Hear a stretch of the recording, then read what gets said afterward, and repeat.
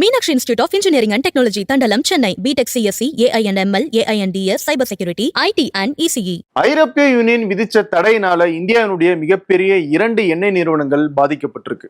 India மேல ஒரு சைலண்டான அட்டாக்க அமெரிக்காவும் ஐரோப்பிய யூனியன் நாடுகளும் செஞ்சுக்கிட்டு இருக்காங்க. அதுக்கு காரணம் இந்தியா மட்டுமே கிடையாது. வேற என்ன காரணம் இருக்கு? அதை பத்தி தான் இந்த வீடியோல பார்க்க போறோம். இது டிகோட் பை வெங்கட்.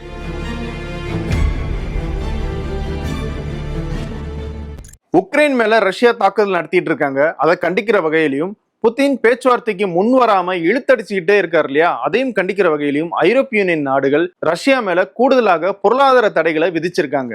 அந்த பொருளாதார தடைகள்ல தான் இந்தியாவும் சிக்கியிருக்கு. அது என்ன அப்படிங்கிறத பாக்குறதுக்கு முன்னாடி அந்த பொருளாதார தடைகள் என்ன அப்படிங்கிறத லிஸ்ட் வைஸா நம்ம பாத்திரலாம். முதல் பொருளாதார தடை, ரஷ்யா கிட்ட இருந்து வாங்கப்படுற கச்சா எண்ணெய் ஒரு பேரலினுடைய விலைய சந்தை விலையை விட குறைவாக, அதாவது $49 நிர்ணயிச்சிருக்காங்க ஐரோப்பிய யூனியன்.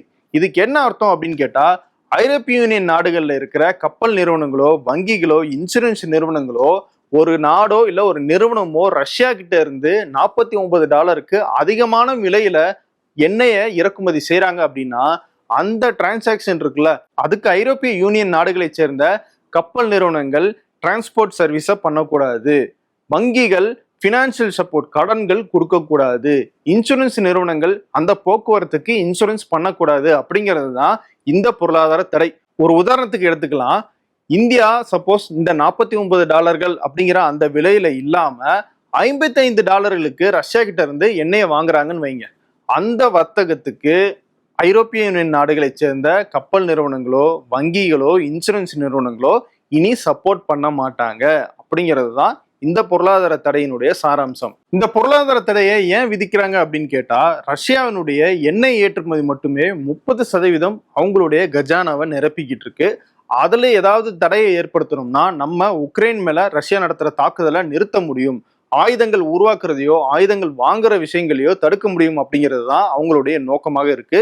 இதுக்கு முன்னாடி G7 நாடுகள் 2022 இந்த தாக்குதலை கண்டிச்சு ரஷ்யாவில இருந்து வாங்கப்படும் எண்ணெயினுடைய விலைய $60 குறைச்சாங்க. இப்ப $60 இருந்து $49 ஐரோப்பிய யூனியன் நாடுகள் குறைச்சிருக்காங்க. ஆனா இந்த பொருளாதார தடை எவ்வளவு தூரம் ரஷ்யாவை பாதிக்கும் அப்படிங்கிறது தெரியல. நான் ஏற்கனவே சொன்ன மாதிரி 2022 ரஷ்யாவினுடைய எண்ணெய் விலைய $60 அப்படின்னு சொல்லி G7 நாடுகள் நிர்ணயிச்சாங்க. ஆனா ரஷ்யா என்ன தெரியுமா பண்ணாங்க, சந்தை விலையில கொஞ்சம் டிஸ்கவுண்ட்டை கொடுத்து மற்ற நாடுகள் கிட்ட தங்களுடைய எண்ணெயை விற்க ஆரம்பிச்சாங்க. அப்படிதான் இந்தியா போன்ற நாடுகள் எல்லாம் சந்தையை விட குறைவான விலையில ரஷ்யா கிட்ட இருந்து எண்ணெய் வாங்க ஆரம்பிச்சாங்க. அதே நேரம் $60 விட அதிகமான விலையிலையும் எண்ணெய் வாங்க ஆரம்பிச்சாங்க. ஸோ ரஷ்யாவுக்கு எப்படி இருந்தாலும் தங்களுடைய எண்ணெயை வித்துட முடியும் அப்படிங்கிற நம்பிக்கை இருக்கிறதுனால இந்த பொருளாதார தடைகளை அவங்க பெருசா மதிக்கிறது கிடையாது. இரண்டாவது பொருளாதார தடை 105 கப்பல்கள் மேல தடை விதிக்கிறது. இந்த கப்பல்கள் எல்லாம் ரஷ்யாவால மறைமுகமாக பயன்படுத்தப்பட்ட கப்பல்கள் அப்படின்னு சொல்றாங்க ஐரோப்பிய யூனியன் நாடுகள். அதாவது நான் இப்ப சொன்னேன் இல்லையா, அந்த பொருளாதார தடையை தாண்டி தங்களுடைய எண்ணெயை எப்படி மற்ற நாடுகளுக்கு கொண்டு போய் சேர்க்கிறது அப்படிங்கிறதுக்காகவே 105 கப்பல்களுக்கும் மேல ரஷ்யா பயன்படுத்தியதாகவும், அந்த கப்பல்கள் மேல எல்லாம் நாங்க தடை விதிக்கிறோம் அப்படின்னு சொல்லி ஐரோப்பிய நாடுகள் சொல்லியிருக்காங்க. ஆனா இதையும் ரஷ்யா பெருசா பொருட்படுத்த போறது கிடையாது. ஏன்னா இந்த கப்பல்கள் இல்லைன்னா வேற கப்பல்கள்னு சொல்லி அவங்க அடுத்தடுத்த கட்டத்தை நோக்கி போய்கிட்டே இருக்காங்க. மூணாவது பொருளாதார தடை தான் இந்தியா போன்ற நாடுகளை எல்லாம் பாதிக்கிற வகையில அமைஞ்சிருக்கு. ரஷ்யா கிட்ட கச்சா எண்ணெய் வாங்கி வேற ஒரு நாட்டுல இருக்கிற எண்ணெய் நிறுவனம் அதுல இருந்து எண்ணெய் சார்ந்த ப்ராடக்ட்ஸ், ரிஃபைன்டு ப்ராடக்ட்ஸ்ன்னு சொல்லுவாங்க இல்லையா, அதெல்லாம் உருவாக்கி ஐரோப்பிய யூனியன் மார்க்கெட்டுக்குள்ள கொண்டு வரணும்னு நினைச்சாங்கன்னா சாரி, இனிமேல் அதுக்கு வாய்ப்பு இல்லை அப்படிங்கிறத ஐரோப்பிய யூனியன் சொல்லியிருக்காங்க. அதுக்கு என்ன அர்த்தம் அப்படிங்கிறத இந்தியாவை ஒரு லைவ் எக்ஸாம்பிளாக வச்சு நம்ம பார்க்கலாம். ரிலையன்ஸ் இண்டஸ்ட்ரீஸ் இந்தியாவில் இருக்கிற மிகப்பெரிய எண்ணெய் நிறுவனம். இவங்க ரஷ்யா கிட்ட இருந்து குறைந்த விலைக்கு கச்சா எண்ணெயை வாங்குறாங்க. அதுல இருந்து பல்வேறு ஆயில் சார்ந்த ப்ராடக்ட்ஸை ரெடி பண்றாங்க. ஐரோப்பிய மார்க்கெட்ல பெரிய அளவில் அதை விற்பனை செய்யறாங்க. இப்போ ஐரோப்பிய யூனியன் போட்ட பொருளாதார தடையால ரிலையன்ஸ் இண்டஸ்ட்ரீஸால அந்த எண்ணெய் பொருட்களை எல்லாம் ஐரோப்பிய மார்க்கெட்ல விற்க முடியாது அப்படிங்கிற ஒரு சிச்சுவேஷன் ஏற்பட்டிருக்கு. ஒன்று ரஷ்யா கிட்ட ஆயில் வாங்காம வேற நாடுகள் கிட்ட ஆயில் வாங்கி அந்த ஆயில் மூலமாக ப்ராடக்ட்ஸ் ரெடி பண்ணி வேணா நீங்க எங்க சந்தையில விற்கலாம், ஆனால் ரஷ்யா கிட்ட நீங்க ஆயில் வாங்குறத நிறுத்தணும் அப்படிங்கிறத மறைமுகமாக வலியுறுத்துற வகையில தான் இந்த பொருளாதார தடை அமைஞ்சிருக்கு. ரிலையன்ஸ் நிறுவனத்துக்கே பாதிப்புனா நம்ம பிரதமர் சும்மா விடுவாரா, என்ன பண்றாரு அப்படிங்கிறத பார்க்கலாம். ஆனா இந்த பொருளாதார தடையில இருந்து சில நாடுகளுக்கு மட்டும் எக்ஸெப்ஷன், அதாவது விதிவிலக்கு கொடுத்திருக்காங்க ஐரோப்பிய union. America, UK, Canada, Switzerland, Norway இந்த நாடுகள்ல இருக்கிற நிறுவனங்கள் ரஷ்யா கிட்ட இருந்து எண்ணெய் வாங்கி அது சார்ந்த பொருட்களை ஐரோப்பாவுக்குள்ள கொண்டு வரணும் அப்படின்னா அதுக்கு தடை இல்லை அப்படிங்கிறத சொல்லியிருக்காங்க. இதை தான் இந்தியா கண்டிக்கிறாங்க. ஏன் இந்த டபுள் ஸ்டாண்டர்ட்ஸ்? ஒன்று, தடை விதிச்சா எல்லாருக்குமே விதிக்கணும், இல்லை உங்க நாடுகளுக்கு யார் யாரெல்லாம் நட்பாக இருக்காங்களோ அவங்களோட மட்டும் நீங்க இந்த வர்த்தகத்தை மேற்கொள்வீங்க, இந்தியா மாதிரியான நாடுகளை எல்லாம் நீங்க தடை விதிப்பீங்க அப்படின்னா இது நியாயமா? தயவுசெய்து இந்த ஆட்டிடியூடா மாத்துங்க அப்படிங்கிற மாதிரி இந்தியாவுடைய வெளியுறவுத்துறை சார்பில் ஒரு அறிக்கை விடப்பட்டிருக்கு. நான் இதுக்கு முன்னாடி சொன்ன பொருளாதார தடைகள் எல்லாம் இந்தியாவை இன்டைரக்டா பாதிக்கிற வகையில இருந்துச்சு. இப்ப சொல்ல போற பொருளாதார தடை இந்தியாவில் இருக்கிற ஒரு நிறுவனத்தை நேரடியாக பாதிக்குது. நயாரா அப்படிங்கிற பெட்ரோல் நிறுவனத்தை உங்களுக்கு தெரிஞ்சுக்கும். இந்தியா ஃபுல்லா பல்வேறு பெட்ரோல் பங்க்ஸ் வச்சிருக்காங்க. இவங்களுக்கு குஜராத் மாநிலம் வாடினார்ல மிகப்பெரிய பெட்ரோல் ரிஃபைனரி இருக்கு. இந்த ரிஃபைனரி இந்தியாவிலேயே 2வது மிகப்பெரிய ரிஃபைனரின்னு சொல்றாங்க. அந்த ரிஃபைனரி மேலதான் ஐரோப்பிய யூனியன் தடை விதிச்சிருக்கு. என்னடா அது, இந்தியாவில் இருக்கிற ஒரு நிறுவனத்தின் மேல ஐரோப்பிய யூனியன் ஏன் தடை விதிக்கணும் அப்படின்னு கேக்குறீங்களா?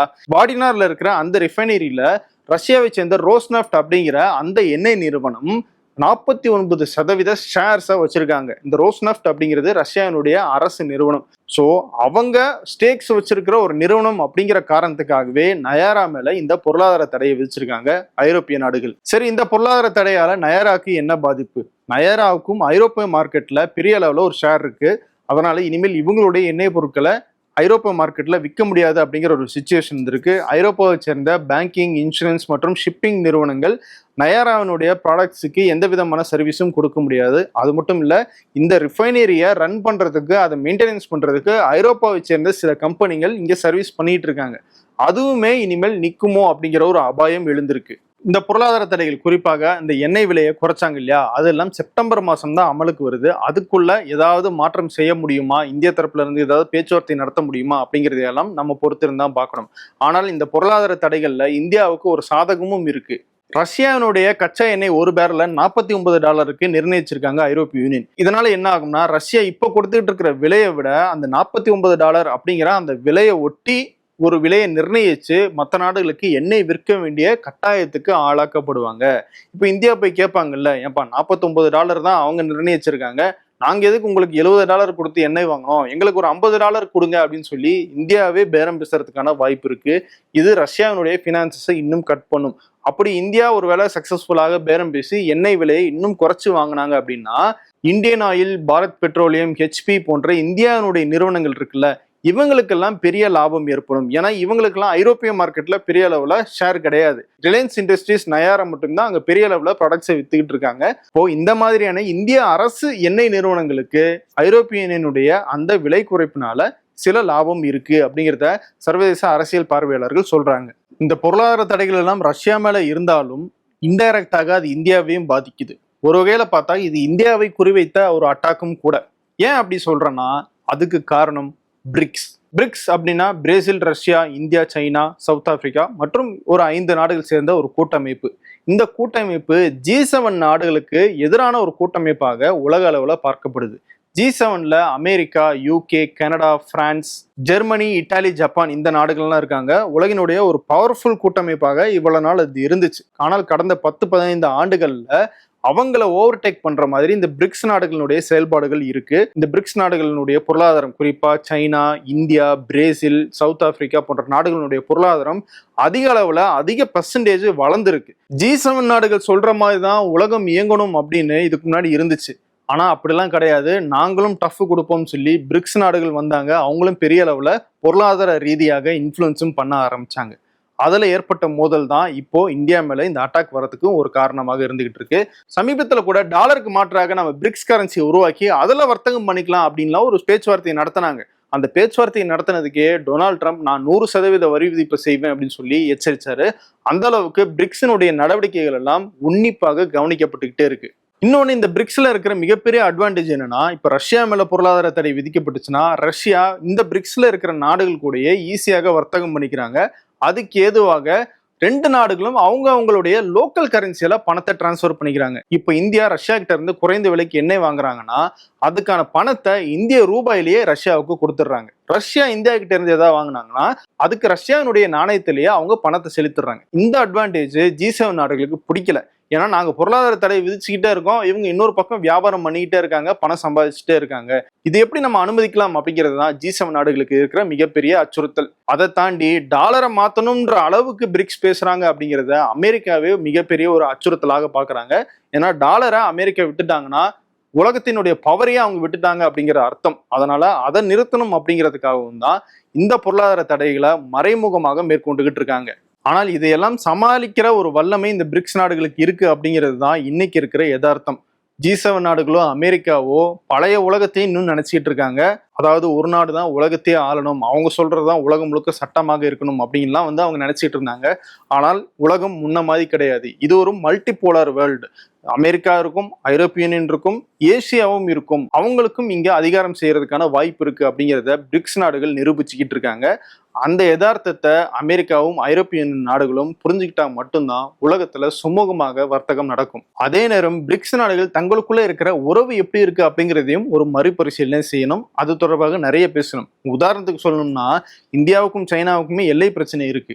அப்படி இருக்கும்போது இந்த பிரிக்ஸ் நாடுகள் எப்படி ஒரு ஸ்ட்ராங்கான அணியாக உருவாக முடியும் அப்படிங்கிற ஒரு கேள்வியும் இங்க வைக்கப்படுது. தங்களுக்குள்ள இருக்கிற முரண்பாடுகளை எல்லாம் களைந்து இது ஒரு வலுவான கூட்டணியாக மாறினா மட்டும்தான் பிரிக்ஸால நாளைக்கு G7 எதிர்த்தோ அமெரிக்காவை எதிர்த்தோ உலகத்துல ஸ்ட்ராங்காக பேச முடியும். ஒரு பக்கம் ஆயுதத்தால நேரடி போர் நடக்குது, இன்னொரு பக்கம் பொருளாதாரத்தை பயன்படுத்தி டரிஃப் வார் நடந்துகிட்டு இருக்கு.